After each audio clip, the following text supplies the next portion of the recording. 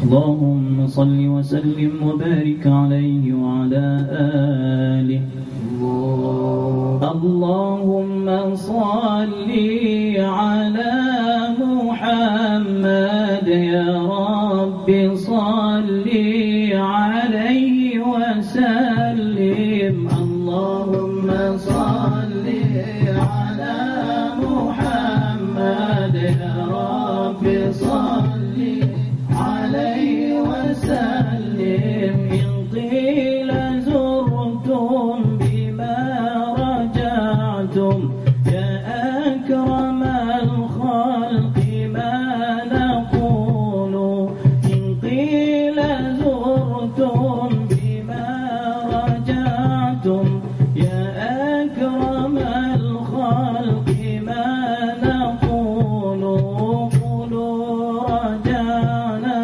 بكل خير واجتمع الفرع والأصول اللهم صل على محمد يا رب صل عليه وسلم اللهم صل على محمد يا رب صل عليه وسلم لولاك يا زينة الوجود لطاب عيشي ولا وجودي ولا ترنمت في صلاتي ولا ركوعي ولا سجودي اللهم صل على محمد يا رب صل عليه وسلم اللهم صل على محمد يا رب صل عليه وسلم Bismillahirrahmanirrahim. Ahbabana fillah. Tadi kita berikan julukan kepada tidur itu sebagai akhul maut, saudara kepada mati.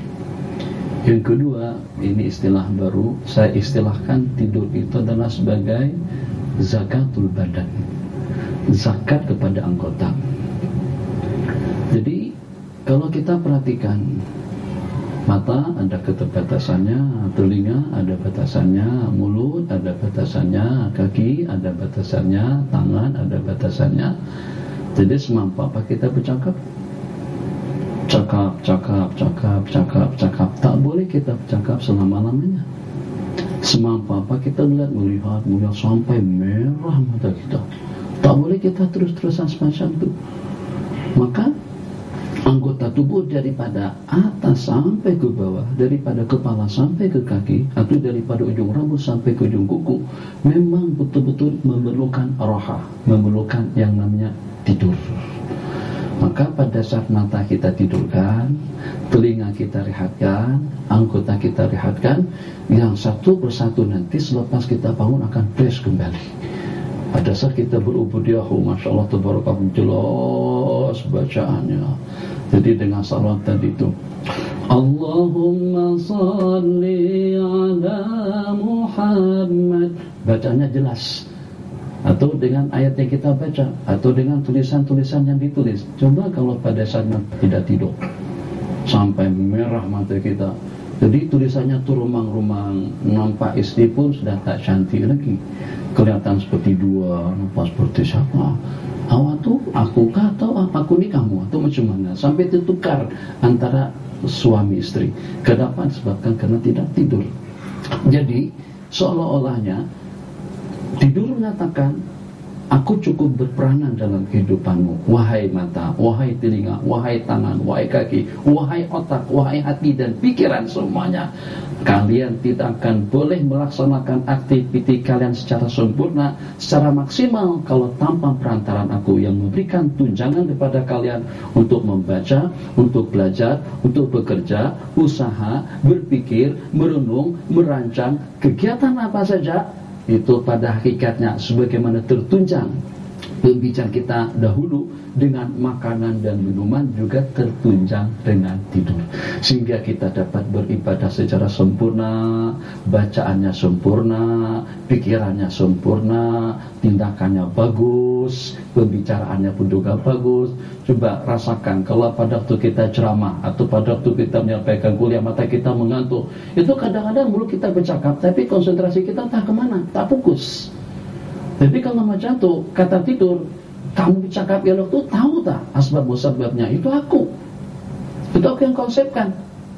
Aku yang bagi kamu elok, aku yang bagi kamu cerdas, aku yang bagi kamu pandai, aku yang bagi kamu hebat. Oh, macam tu kah tidur? Iya. Sebab kalau kita tidak tidur 3, 4, 5, 6 hari berturut-turut sepanjang 48 jam, 2 hari 2 malam tidak tidur, Allahu Akbar, simbangnya tidak keru-keruan, berpikirnya tidak keru-keruan, cepat emosi, cepat marah, mungkin akan berlaku kehancuran dalam kehidupan umat beragama atau umat dan bangsa kalau pada saat tidur tidak ada dalam kehidupan manusia. Maka yang memaksimalkan segala aktiviti ibadah kita yang pertama itu adalah tidur. Nah, kalau macam tu berarti tepat dan wajar kalau sahabat tadi itu berharap, aku mengharapkan dalam tidurku apa yang aku harapkan pada waktu aku jaga. Waktu kita jaga kita dengan yang positif, dapat untung, dapat bonus yang banyak, dapat ilmu, dapatkan penghargaan, dapatkan penghormatan, ibadah yang bagus, ridho daripada Allah Jalla wa'ala. Ternyata itu kesemuanya tertunjang dengan tidur. InsyaAllah kita lanjutkan berikutnya dengan adab-adab kita pada waktu kita tidur, supaya tidur kita tidak sebagaimana dengan tidurnya seekor binatang. Maaf dengan bahasanya, kambing pun tidur juga, kambing tidur, harimau tidur, musang tidur, bahkan ada yang tidurnya sampai 24 jam, yang tidurnya lebih lama lagi daripada manusia. Oke, orang kafir pun juga tidur juga. Jadi kita taknan, kita Allah ciptakan untuk ibadah, dan kita ada akal, kita ada pemikiran yang sehat, kita juga ada Nabi dan Rasul yang diutus oleh Allah Jalla wa'ala. Maka bagaimana supaya makan minum kita, tidur dan bangun kita, hias dan dandan kita tidak sama dengan non-muslim, dengan orang-orang kafir yang bagi mereka tidur itulah keperluan, tapi tidak ada nilai ibadah dan takarrubnya kepada Allah Jalla wa'ala. Jadi sebagaimana kita katakan dahulu, sama-sama kawin, sama-sama menikah, sama-sama makan, sama-sama tidur, sama-sama berpakaian, tapi kita harus sebagai seorang muslim, gerak dan aktiviti kita yang seperti itu mempunyai nilai ibadah di sisi Allah Jalla wa'ala. Maka kita patuhi ketentuan-ketentuan, sunnah-sunnah yang Nabi kita anjurkan kepada kita pada waktu kita tidur dan bangun, supaya hidup kita 24 jam memang betul-betul 24 jam. Tidak ada satu detik pun yang terhakis, tidak ada satu menit pun yang terambil. Allah bagi kita umur 80, memang 80 kita kembali kepada Allah. Allah bagikan kita umur 100 tahun, memang 100 tahun secara utuh, yang pada waktu kita tidur pun juga mengalir kebaikan kita sebagaimana dengan ibadah atau dengan kebaikan yang mengalir pada waktu kita jaga. Ahbabana fillah, Allahumma salli ala Sayyidina Muhammad. Matikan handphone. La ilaha illallah. Jadi pada waktu kita tidur, dengan harapan yang kita harapkan tadi itu, supaya kita mendapatkan segala-galanya pada waktu kita tidur, kita mulakan tidur kita dengan mengambil air wudu. Pertanyaan yang cukup pelik juga, anehnya pada masa kita jaga, kita disuruh dalam keadaan suci dan bersih, kita disuruh berzikir, ingat Allah Jalla wa'ala, baca tasbih, tahmid, takbir selepas sembahyang 5 waktu, kita baca ayat kursi pun juga selepas sembahyang 5 waktu, kita baca Quran, masa kita keluar rumah kita baca zikir, bismillah amantu billah, masuk tandas ada zikirnya, cermin ada zikirnya, makan ada zikirnya, minum ada zikirnya, berjalan ada zikirnya. Ternyata bukannya setakat pada waktu kita bangun saja ada zikir dan amalan, hatta pada waktu kita tidur. Ini perkara pelik yang kedua. Macam mana? Kan mata sudah tak melihat, telinga sudah tidak mendengar, mulut sudah tidak bercakap, tak akan bicara pada waktu tidur, Maji. Orang tidur nyenyak, tapi bercakap-cakap, Masya Allah, tabarakallah, Bagaimana bersyarat pada waktu tidur? Itu tak ada sejarahnya, kecuali kalau mungkin kita sebut dengan mengigau kan, yang cakap-cakap pada waktu tidur. Jelas tuh tak sedar. Nah, jadi kembali pada pembicaraan yang saya bicarakan tadi, itu disunatkan sebelum kita tidur kita baca Kursi, disunatkan kita membaca 3 ayat terakhir daripada surah Baqarah, disunatkan kita baca al-mu'awwidzat yang 3, qul a'udzu, qul huwallahu ahad, qul a'udzu birabbil falaq, qul a'udzu birabbin nas. Itu bacaan kita pada waktu kita jaga. Apa yang nak dijaga? Jadi pertanyaannya, apa yang nak kita backup pada waktu itu? Apa yang nak kita pagar pada saat kita sudah tidak ada satupun daripada anggota tubuh kita yang aktif pada masa kita tidur? Takkan dengan kita bimbang, mata kita akan terpandangkan kepada yang haram.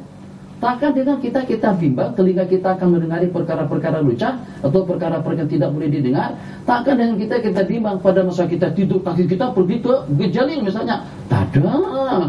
Anak khawatir Syekh, kalau pada masa anak tidur nanti, takut kalau anak-anak, tangan anak pergi ikut main keyboard atau main, tidak ada.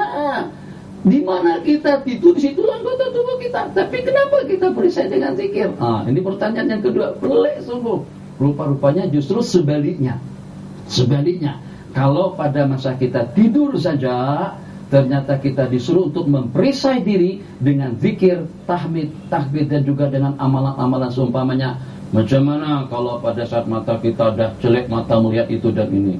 Macam mana kira-kira kalau pada saat telinga kita mendengar itu dan ini? Tangan kita bergerak, kaki kita bergerak, kepala kita berpikir. Tak ada orang berpikir di waktu tidur. Alhamdulillah selesai dah. Sudah anda fikirkan malam tadi itu? Pada waktu anda tidur sudah selesai, tuntas, sudah selesai dengan rumusannya? Tak ada. Kita berpikir pada waktu kita jaga.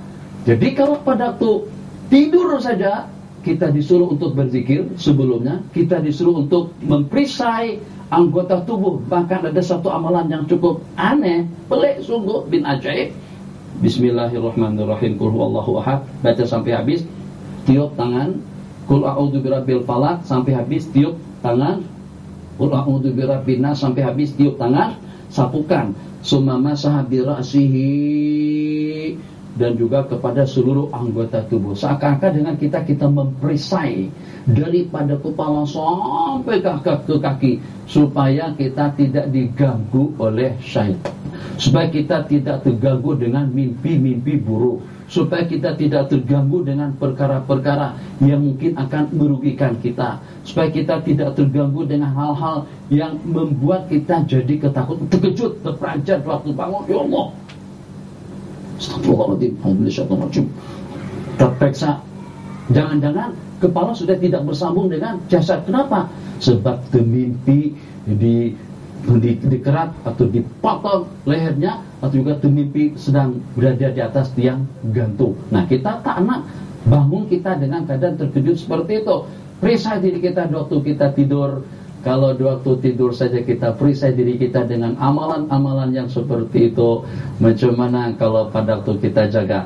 Nah, paham tak rahasia kenapa ada zikir di waktu pagi dan kenapa ada zikir di waktu petang? Zikir di waktu pagi kenapa? Nak pergi ke UAE. Banyak tuh abang-abang tuh, ikhwah-ikhwah yang spek mata hijau, kuning, biru. Jam tu juga sebaliknya. Kalau pada waktu kita tidur, nampak siapa? Nampak siapa-siapa pun. Tinggal 1 menit lagi waktu kita. Kalau pada kita tidur, tak ada yang tahu. Orang musibah kita tak dengar. Tu abang sana tu, angka 1 menit lagi kah, 2 menit kah? Kalau saya pajamkan mata, yang walaupun saya tidak tidur, saya tak boleh nampak, bang. Tu baru pajamkan mata. Macam mana kalau pada tu anak tidur? Jelas anak tidak tahu. Pada saat mata kita jelek macam ni, macam-macam perlu pemerisaian kepada mata. Perisainya dengan apa? Dengan zikrullah. Baca. Hikmat kita membaca La ilaha illallah wahdahu la syarikalah sebanyak 10 kali selepas sembahyang 5 waktu. Selepas sembahyang maghrib dan subuh. Nabi kita berkata sebab fadilatnya itu adalah untuk menjadi perisai dan juga untuk menjadi pengaman diri daripada syaitan. Saya bacakan hadisnya. Man qara'a la ilaha illallah wahdahu la syarikalah sampai habis. Man qala sampai habis sebanyak 10 marat 10 kali. kana hirzan lahu minasyaitan. Itu yang kita baca selepas subuh dan juga selepas maghrib. Jadi jangan lupakan zikir-zikir waktu pagi dan petang, sebab kalau pada waktu tidur saja dengan kita berzikir sebelumnya, macam mana kalau pada waktu kita jaga diri kita memang betul-betul memerlukan perisai pengaman pada saat itu. Hadza wabillahi taufiq. Silakan Pak.